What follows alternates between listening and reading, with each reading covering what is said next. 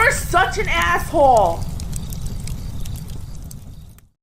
Good morning. I believe Gen X did the boomer party, watched it ruin our lives between 40 and 50, then remembered our World War II and Korean War grandparents and now want to disfigure our boomer parents' nether regions with heavy tools because of fuckery. We look at our younger siblings as millennials and put our heads in our hands while our Gen X or millennial ex wives who continue to drink the glorious Steinem Long Island iced teas have raised another generation of there's no words for it.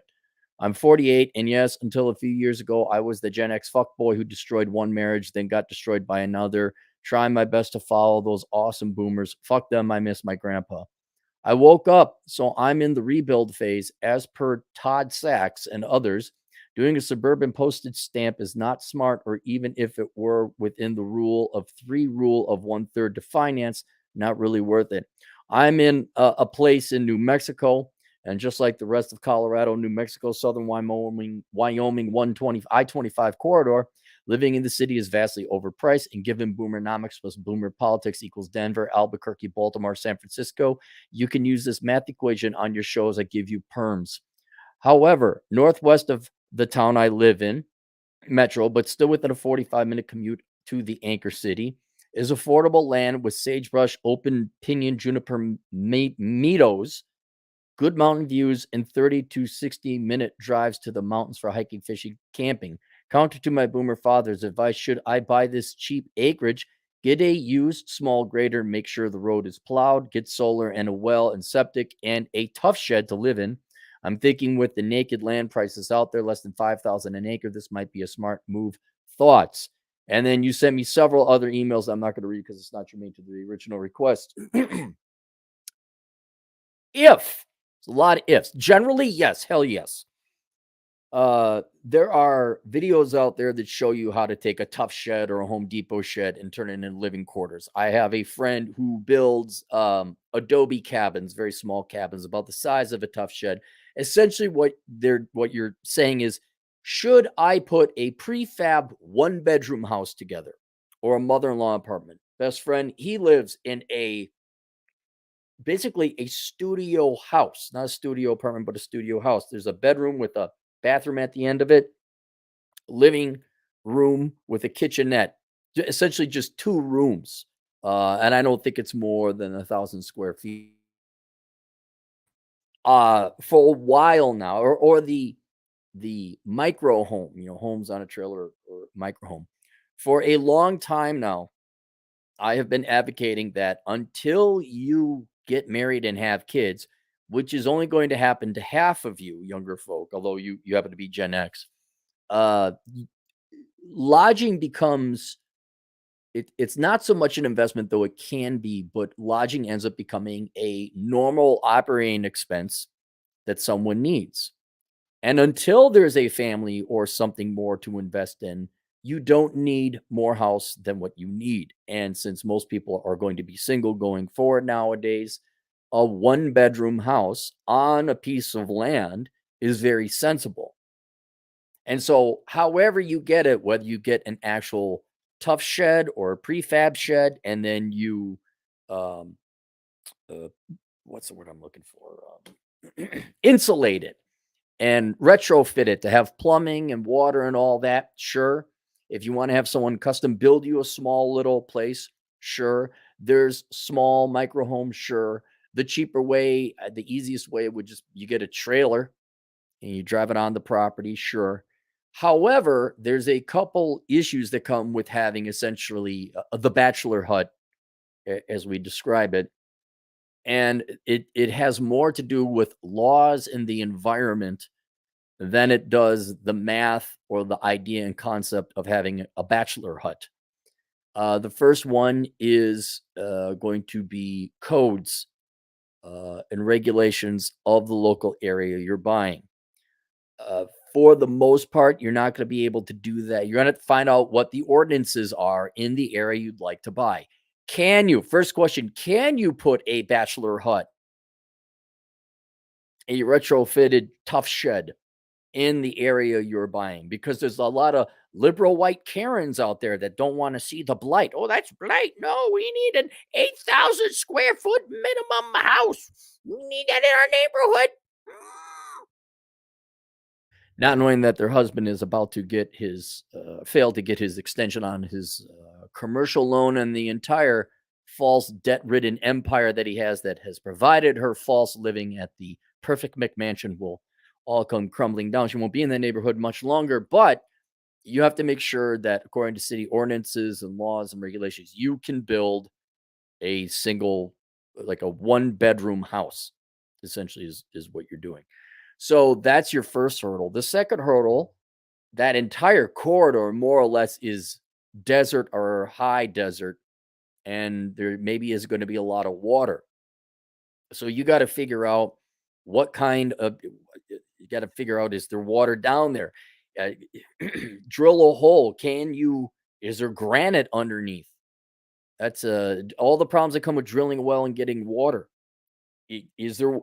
How far down is the water table? What's between the surface and the water table? If it's just, I don't know, sandstone or something, okay, that's pretty easy to drill through. If it's granite, you're fucked. Right? So that's another thing, is you'd have to find out, can I get water? Can I get a well? Solar power? Absolutely. I'm all for it. Maybe back up with wind power. Okay, cool. And it's just a one bedroom house. You don't need that much. I would also then add, this is where you gotta ask the permission from the Karen. Can I have a wood burning stove? I think that entire stretch is above 5,000 feet minimum, and it's going to get cold in winter. Sure, you can have electric heat or gas heat if you want to run a gas line out there, but what about a wood burning stove? That would be a lot easier. On the southern end, if you're in New Mexico, where are you going to find wood? Can you find trees? Is there trees? Are you high up enough in the mountain that there are trees? Because I remember camping one time in New Mexico and weren't no trees. There were cactus and dead kind of scraggly sagebrush and all that I use for a campfire. And it's prickly, and it's not easy wood to work with. But I would also consider heat in the areas you're talking about. Can you have a wood burning stove? Or is Karen going to complain because it's like smoking 3 packs of cigarettes because I'm a 500 yards away from him. And he had a fire. Oh my God, I'm going to die of the cancer. So that'd be another thing. And what? So you got, but in short, what I'm saying is that specific property, are you going to be able to essentially build an off grid home there? Does it have water? Does it have enough wind or sun? Can you, according to code, build it there? But in principle, in general, if you find an acre of land and it's only $5,000 and the water is nearby and everything else works and you could do it legally, it's not good. Absolutely, absolutely. And then, as I've said many times before, in the ideal world, you buy, say, an acre of land or 2 acres of land. You put your bachelor hut there, and that's your sit and wait home. Now you're a little bit older, so maybe it's a little bit too late for you. That might be your forever home, but that's your sit and wait home. Sit and wait for what, Cappy? Sit and wait for a beautiful woman to be your wife and maybe have some kids and a family with. But I would never advise you get married. But that's where you find the girl for the rest of your days. Never marry, girl for the rest of your days, and then maybe you have a family with her. And so you already got exposure to real estate. You're saving money on rent. You're building up equity. Yada yada yada yada. You're living in your bachelor hut, and then you're just waiting. See if the girl comes by, and if the girl comes by, cool. You parcel off the other acre that you bought, and then you build a normal, sensible family home. That'll handle a family of 4 or 5, or however many kids you want to have. And then maybe you rent out the bachelor hut. Maybe the bachelor hut is just where you go and you get the fuck away from the family. But then as time goes on, you start to realize that, oh my God, there's a lot of fat, unlovable, unsexy people around here. And a lot of gals don't seem to want to get married. They seem they're going to girl boss over a KMPG. You're like, I don't think I had. Then now there's kind of a heavy subsidy for your retirement. You could parcel off the acres of land. You don't have any real mortgage to speak of. You're banking and saving up money. And they say, oh, that's old man Johnson. Old man Johnson sits in that boomer hut over there. Yeah, he never bothered no one. Yeah, he just replaced his solar panels after 25 years.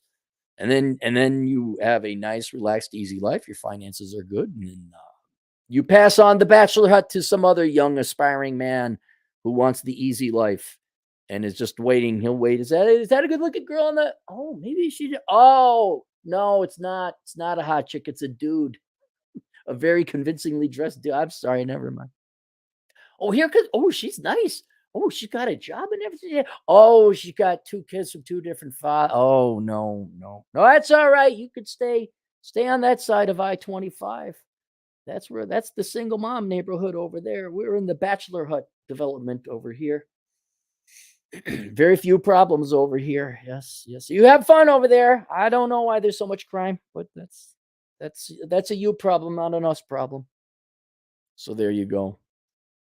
Any super chats? We got no super chats. That's it. Link below how not to become a millennial. I know a lot of you Zoomers are like, how do I afford housing? There's your answer.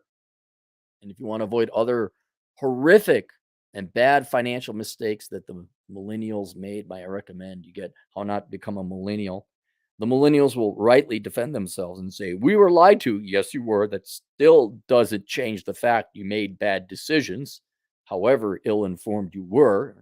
So that's where I'm like, here, look at these people. See, look at this generation. Oh my God.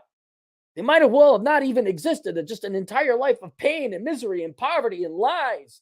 They still suck socialist dick, though. They still believe the socialisms. But look at that, my God. It's a freak of nature. Ladies and gentlemen, the millennial. Ah, no, no, I don't want to be coming. Oh no, it's horrible. It's too dun dun dun. Ah, the 1950s lady, with the screaming. Ah, how do I find it? No, I mean, I just say, okay, get the bachelor hut, not the McMansion. Don't major in stupid shit. Stop believing boomer lies. So that book is linked below. That's it. I'll see you guys later. Toodles.